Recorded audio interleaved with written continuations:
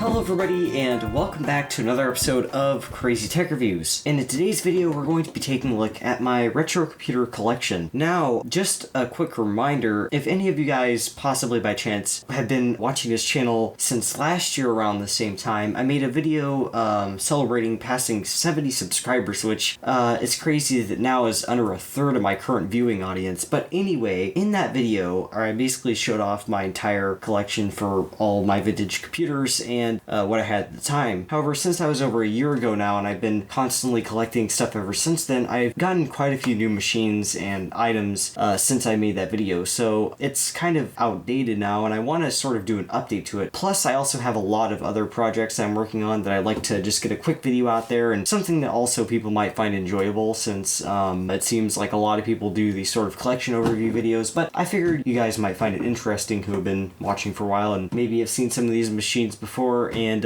want to get a full glimpse of all the computers that I have. Also, I'd like to quickly apologize for the lack of videos I've uploaded recently. I've been doing tons of stuff recently and I've just been super busy outside of the YouTube channel, and of course I've also done plenty of stuff that you could see here right now regarding the channel, so I just haven't had much time recently to dedicate towards the core focus of this, which is producing videos. But hopefully that will be changing shortly, and hopefully I can get at least a few more videos out for the rest of the summer. Anyway, with that out of the way, I hope you guys find this interesting, so let's go ahead and get right into this video. However, before we take a look at my collection itself, I'd first like to talk about how I store my stuff. At the time I made the last collection related video, I was basically doing everything related to my YouTube channel out of my bedroom. Now keep in mind that this room isn't too big to begin with, being somewhere in the range of 100 to 150 square feet, and on top of that I have various pieces of furniture in here that reduce the amount of that space that's actually usable to me. I also, at the time of that video, had my YouTube set up in the corner of this room, which ate up a lot of space, as well as an editing desk or computer desk, which also took up a lot of space, so I had to be pretty creative as to how I store my stuff. Most of the non-collectible stuff or random computer parts that I didn't really need all the time or wanted to be on display went downstairs to the room that now serves as my YouTube studio, where it sat on these shelves here. However, I kept the collectible stuff upstairs. Later on into the YouTube setup's life, I cut out this little shelf down here that sits on some supportive structure of the folding table I was using at the time that allows me to store miscellaneous items such as mice, power adapters, and other smaller items, and I was also able to store some of my bigger computers and monitors underneath the folding table on the floor, where it was out of my and other people's way. The rest of the collectible computers that weren't either on the floor or under the folding table or set up somewhere went on the shelf to be part of the background for my setup, or if they were too big, in the closet. I stored keyboards and other peripherals in this nightstand here, which also functions as a makeshift desk for a while, and was a perfect spot to fit a lot of that stuff at the time. However, when I moved downstairs to the new studio in November of 2020, I basically took everything out of this room and brought it down to the new room. I completely reorganized the shelves that were down there to also store my cables, power adapters, and various storage media, and some computers and accessories, and then put up some new shelving in the corner of this new space where most of my collectible stuff goes now. Basically, all these are is a few cheap metal shelving units that I painted and moved and anchored to the metal support pillar and the wall down here, and this is where I display most of my computers now. However, like with the old space, I still store some of the larger items that won't fit on the shelf under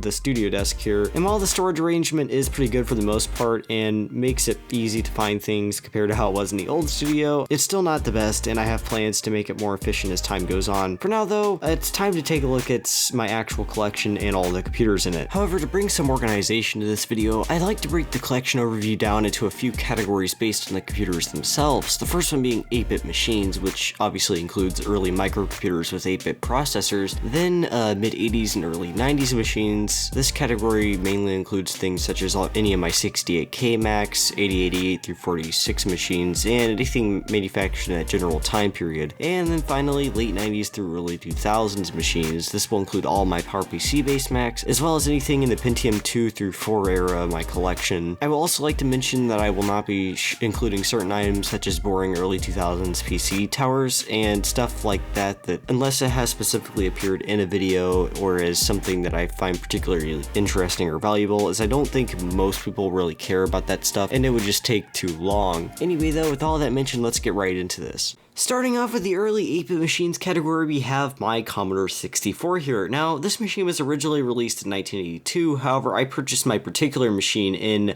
August of 2018. This machine was broken when I first received it. However, fortunately in a previous video, I was able to restore this machine back to working condition. However, it still does have some minor issues with certain keys not working entirely on the keyboard and various other things, but for the most part, the machine is up and running and working just fine, as you can see here. Next up here, we have a pretty interesting example of early personal computing. This here is my Texas Instruments TI-99 4A, and while the original TI-99 was technically released in 1979, this model didn't come out until 1983. This machine was given to me for free in early 2019 by one of my father's coworkers, and also came with plenty of early documentation and interesting stuff like that, including the original joysticks here, which interestingly are all connected together. It's two joysticks and then one connector, I guess. It also came with plenty of original documentation and magazine articles and just a ton of interesting time capsules and stuff like that. And also some original games, the original RF modulator, which I actually recently modified to output composite video, which I'm sure somebody's going to be mad about, but that's what you get with being on the internet, I guess. And we also have the original power supply here, which is actually pretty heavy, and other than being dinged up at some point in its life, it's a pretty nice power supply, and it works just fine, and it's really neat to have the original power supply that came with this thing. And that's basically the majority of what came with this, other than a few miscellaneous cables. Anyway, booting up the machine, it does work just fine, other than a few minor issues that I have with the keyboard, which I fixed about a year ago. And as you can see here, it boots up and does pretty much everything it needs to do, including running this little Hello World basic program. We can also go ahead and plug in a game here and try that out, which, as you can see, works just fine, other than the fact that I just noticed that the joystick does not move right anymore, which is kind of weird, so I guess I'll have to take a look at that at some point and fix it. Hopefully it's just a simple contact issue and nothing too permanent or hard to repair. But other than that, yeah, that's basically it for the TI-99. It works pretty good and is a pretty interesting machine to use. Okay, so it's now time to get into the Apple II section of this video here, starting off with the Apple II Enhanced. Now, this computer was originally released in 1985, and I got my particular one as a Christmas gift in December of 2018. This computer also came with the matching dual-disk drive, which is pretty iconic with these systems, and also what's basically the unicorn of all Apple monitors here, the Apple Color Monitor 100. Now, if anybody's interested, I actually did a video back in 2020 on this monitor, so be sure to check that out if this interests you. But here, anyway, with that out of the way, this computer also came with some of the original games that were kind of iconic with the system. Unfortunately, these aren't the original copies, but that's not really a big deal to me, as they still work the same. Alright, so it's time to go ahead and turn this computer on and take a look at it. Unfortunately, as you can see here, the color aspect of this monitor appears to be not working correctly. I think it has something to do with the driver card that is inside the computer itself not functioning correctly, though, so I'll have to take a look at that at a later time, but hopefully it will be an easy fix and I'll be able to get the color back up and working pretty soon. But other than that, I guess I'll go ahead and show you the Hello World basic program here. As you can see, it appears to work just fine, and other than that, the Apple IIe is basically completely functional as it would have been new. So yeah, let's go ahead and move on to the next computer. Anyway, continuing on with the Apple II portion of my collection, we have my Apple IIc here. Now, this computer was originally released in 1984, and I got my particular unit this past December as a Christmas gift. Since then, I've done I've done plenty of restoration work as well as retrowriting the case. This computer also came with a Laser 128 5¼ floppy drive, which, in case you didn't know, was a popular clone of the Apple IIc, and also the original power supply for the Apple IIc. It also came with this pretty interesting Apple monochrome monitor. That's literally the name of it. It's on the back. And the proper stand to be used with the 2C, which is also adjustable, so that's pretty cool too. This monitor also came with a dust cover here, which I believe was an aftermarket accessory, however, I'm not sure. And finally, this computer also came with an ImageWriter 2 printer, which is more of a Macintosh printer than an Apple II printer, but I believe they were paired with the Apple IIcs for a period of time. Anyway, the computer itself does work just fine. As you can see here, it runs BASIC just fine, and I was also able to load the Apple Presents Apple demo program off of a floppy floppy disk, as you can see here. So that wraps up for not only my Apple IIc, but also the entire 8-bit computer section of my collection. So it's time to go ahead and move on to the mid-80s and early 90s machines. And starting off that category, we have my Macintosh Plus here. Now, this computer was originally released in 1986. However, I purchased my particular unit in 2018, in early 2018. And the unit itself actually came with the original keyboard, and I later on purchased the original mouse here. However, this mouse is actually the later platinum version of it, so it doesn't exactly color match with the rest of the computer. The computer itself does somewhat work, however, recently it's been having more issues with the floppy drive again since I repaired it, and it's just generally getting some problems, but hopefully those won't be too incredibly difficult to fix once I get the time to do so. Other than that, the computer does boot up just like it should and function basically normally. Next up here we have the Macintosh SC FDHD. Now this computer was originally released in 1989, however I got mine this past August as a birthday gift, and since then I've done plenty of restoration work on it, and for the most part it works just fine. The only issue it's been having recently is some issues with the hard drive booting correctly, but I believe that's just because of a corrupt system installation or that the hard drive might be failing, but I do plan to eventually migrate all the data over to an SD card and use my Blue SCSI with it. But other than that, booted off a floppy, it seems to work just fine. And now let's take a look at my final compact Mac in my collection as of now. This is my Macintosh Classic, and it was actually one of the first vintage computers that got me into collecting this stuff. This computer was originally released in 1990, however, I received this computer in December of 2017 as a Christmas gift. Unfortunately, this machine has never worked since I owned it. I've tried several things to get this machine back up and running, including sending the motherboard off to my friend Steve from Mac84 to be recapped and have its ROM chip replaced. However, it's still suffering from some issues with the analog and power supply board. However, at least I do know the motherboard works. And recently also the fuse blew, so technically it does nothing as of right now. But that's really all I could show you of this computer at the moment, at least for the time being, so let's go ahead and move on to the next system. And that happens to be my Macintosh LC. This computer was introduced alongside the Macintosh Classic in 1990, however it wasn't manufactured until 1991. I purchased this computer last November off of eBay, and when I received it, it was broken and needed to be recapped, which I did. I also took this as a chance to upgrade the system. When I received it, its RAM was already maxed out with 10 megs of memory and extra VRAM modules, and I also purchased a PDS Ethernet card and installed it as well, and of course I replaced the hard drive with my Blue SCSI device. So if you want to, you can technically say this is the closest thing to action retroing a computer I've ever done.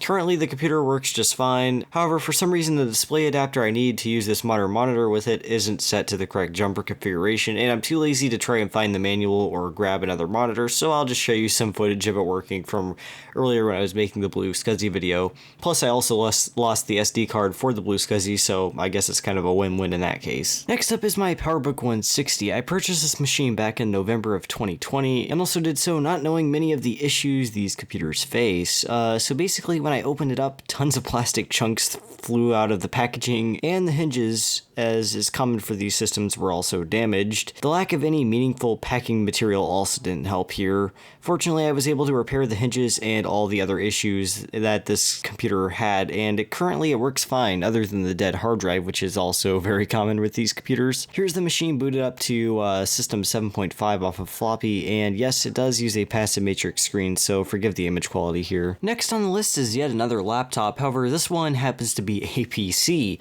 That's right, this here is my Twinhead Color Slim Note 46E, and I believe this is actually a pretty uncommon machine. Either way, basically what this is here is a 486 color laptop with a passive matrix screen, and this was sent to me back in March of this year by my friend Dave from Dave's Vintage Apple Tech as part of his 500 subscriber giveaway. Unfortunately, it turns out this machine also has pretty bad plastics like the Powerbook, and however on a much worse scale. At this point, the screen hinges are basically unrepairable, and the case is cracking in several spots. Worse than that, though, is it now completely refuses to turn on. Most likely this is due to a shorted tantalum capacitor or a faulty power supply, so hopefully this won't be too difficult to fix. The computer also came with plenty of original documentation as well as some floppies and accessories, so I'd really love to get this up and running again. Either way, I really appreciate you sending this in, Dave, and hopefully we'll be up and running again soon. Anyway, it's time to move on to my late 90s and early 2000s computers, starting off with my iMac. This computer was originally introduced in 1997, and this unit has been with my family since it was purchased brand new in 1999. As a matter of fact, this exact machine was one of my very first computers that I ever got to mess around with, and I have many fond memories of this thing. I also just recently found some of the original documentation for this machine and the tutorial books that were purchased with it at my grandmother's house a few days ago, and man, I have to say, if I didn't know better, I seriously could believe that some of this stuff was new. That's how well this stuff has aged. As for the computer itself, it still works. As with most of these iMacs, the speakers have rotted out, but that doesn't seem to be too difficult of a fix from what I've heard. But that aside, here's it booted up to macOS 9.2, and it still works great. Next up, we have another computer that's been in my family since it was purchased. However, this time it's a PowerMac G3 blue and white system. The computer was originally released in 1998, just a year after the original iMac in 1997, and carried the same design themes as the original iMac. And this was purchased new by my mother around that time. The machine was stored elsewhere until 2018 when I got it, and the computer was working just fine until recently. However, it appears that not one, but both of the hard drives I have installed into it have failed. Kind of a shame, but I still have some original installation disks for macOS 9, and I didn't have anything important on this computer, so I guess it wasn't too big of a loss. Hopefully I'll have it up and running again soon. Next up after that, we have the Windows 98 gaming PC. Now, I know at the beginning of the video I mentioned that I wasn't going to be including my late 90s PCs and such. However, I think that I should include this one as I recently featured it in a video, and it's one that I actually enjoy using quite a bit. For those who haven't seen my video yet, which by the way I suggest you watch, basically this was an old Dimension PC that my family owned that I cleaned up, refurbished, and installed Windows 98 onto as a way to sort of have an authentic Windows 98 computer that was accurate for the time. It was literally just working when I powered it up before recording. However, for some odd reason, it didn't boot all the way to the desktop when I powered it on just now.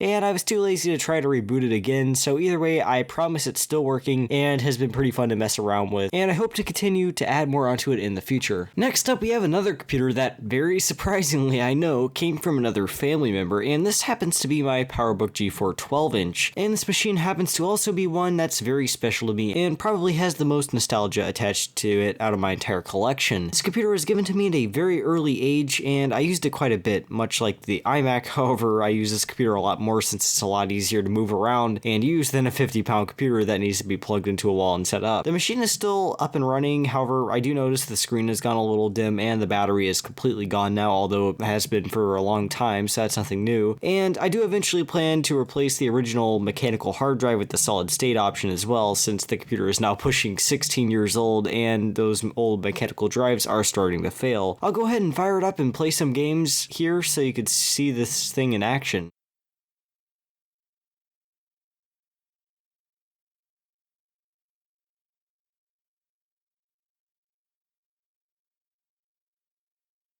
Anyway, that's it for the Powerbook G4 12-inch, and now it's time to move on to the final computer in my collection at this given moment. And that happens to be my mid-2008 pre-unibody MacBook Pro. I got this machine just recently from my mother, and it still works just fine. It's currently running macOS 10.6 Snow Leopard, however, I have been wanting to partition off the hard drive and install El Capitan, the latest operating system this machine can run, alongside it. Overall, this is a pretty neat computer, and it's a very useful one to have around the house, and that also concludes my current retro computer collection as of this given time. So yeah, that basically wraps it up for my collection for 2021. And I know this might have seemed like a small collection to a few of you who maybe have been doing this for a lot longer, but I want to put this into perspective that I started collecting all this stuff only about 5 or 6 years ago, and that was way after the prices were already starting to increase. So it's become pretty hard to really develop a super large collection unless you really have the correct contacts contacts and the correct people to get a hold of to give you that stuff. But I also wanted to sort of do this to sort of show you that it is possible to build up, you know, a decent sized collection if you put in the time and the effort and in most cases the money. So if anybody's just sort of starting out with this hobby, maybe in the past year or so, it's still possible, but you're gonna have to be very diligent when it comes to finding this stuff and very patient, and also you're probably gonna have to spend a lot of money in most cases. Anyway, though, there is actually plenty of interesting stuff here coming up, like in the next few weeks. One of the first things you're probably gonna be seeing is this, and technically this already makes this collection video irrelevant, but this here is a old compact Prolinia system that I just got a few days ago, and this is pretty cool. I actually only paid $35 for this at a store in my general area, so this is going to be super fun to restore here. It does work. The only major thing that I've noticed about it is one of the little plastic things on this side is missing. It should be right here. I'll show you what it looks like on the other side. It looks like this right here, but this little piece is missing on that side, and that's pretty much it. It's also a little bit filthy, but it was $35 and it works. So we're going to be taking a look at this, and we're also sometime soon going to be retro-writing the Macintosh LC over there that you guys saw earlier. It needs to be retro-writed, but those are some of the videos that will be coming up soon. And yeah, that's pretty much it for today. If you're new here, be sure to click the subscribe button and also like the videos. It helps out the channel a lot and helps me grow. And also be sure to share this video with anybody who you might think would enjoy it. And other than that, that's going to be it for today. So be sure to be on the lookout for more videos in the future. And until then, I'll see you guys all next time.